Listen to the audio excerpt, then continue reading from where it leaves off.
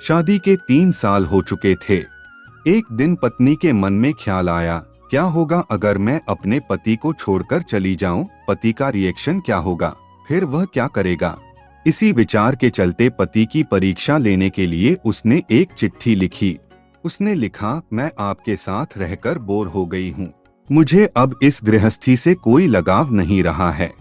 मैं तुम्हारे साथ एक पल भी नहीं रह सकती, इसलिए मैं तुम्हें और इस घर को छोड़कर जा रही हूँ। पत्नी ने वो चिट्ठी टेबल पर रखी और खुद बेड के नीचे जाकर छुप गई। थोड़ी देर बाद पति ऑफिस से घर आया। उसे घर में अपनी पत्नी कहीं नहीं दिखी। फिर उसकी नजर टेबल पर रखी चिट्ठी पर पड़ी। पति वह चिट्ठी उठाकर पढ़ने लगा। थोड़ी देर तक बिल्कुल शांत रहा, कुछ नहीं बोला।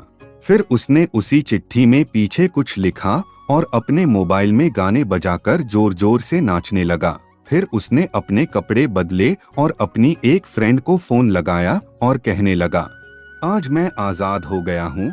मेरी बीवी को आखिरकार ये एहसास हो गया कि वह मेरे काबिल नहीं है, इसलिए वह खुद ही मुझे छोड़कर हमेशा के लिए चली गई है और अब मैं पूरी तरह से आजाद हो गया हूँ। तुम मेरे सामने वाले पार्क में फटाफट आकर मुझे मिलो। ऐसा कहकर पति घर के बाहर निकल गया। दोनों आंखों में आंसू लिए पत्नी बेड के नीचे से बाहर निकली। उसके हाथ थर थर कांप रहे थे। कांपते हाथों से उसने टेबल पर रखी वो चिट्ठी उठाई और पढ़ने लगी, जिसमें पति ने लिखा था, अरे पगली, तुम्हें तो ठीक से छुपना भी नहीं आता। बेड के नीचे से तुम्हारे पैर दिख रहे हैं। तुम जल्दी से गर्मा गर्म चाय बनाओ, मैं सामने की दुकान से ब्रेड का पैकेट लेकर आता हूँ।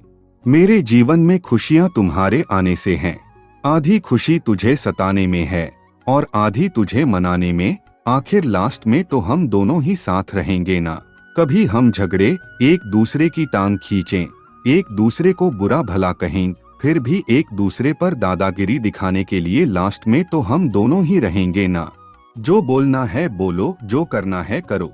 जब चश्मा गुम हो जाएगा तब एक दूसरे का चश्मा ढूंढने के लिए लास्ट में तो हम दोनों ही होंगे ना। कभी मैं रूठूं तो तुम मुझे मना लेना, कभी तुम रूठोगी तो मैं तुझे मना लूंगा। आखिर लास्ट में एक दूसरे को लाड लड़ाने के लिए तो हम दोनों ही होंगे ना। जब दिखाई और सुनाई भी कम देगा तब एक दूसरे को ढूंढने के लिए हम दोनों ही होंगे ना।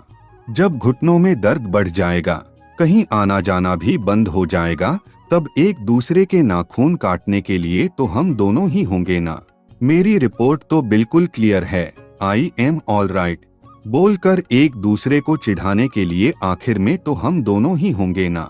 जब हम दोनों का साथ छूटेगा, अंतिम विदाई होगी, तब एक दूसरे को माफ करने के लिए आखिर में हम दोनों ही होंगे ना।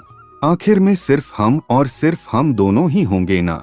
चिट्ठी पढ़ने के बाद बीवी का रो रो कर बुरा हाल हो गया। उसके आंखों से आंसू थामने का नाम नहीं ले रहे थे। उसे पता चल गया कि उसका पति उससे कितना ज्यादा प्यार करता है। दोस्तों, क्या आप भी अपनी पत्नी से उतना ही प्यार करते हैं? सच सच बताना, क्या इस कहानी को पढ़ते पढ़ते आपकी आंखों में भी पानी आया या नहीं? कमेंट करके जरूर बताना।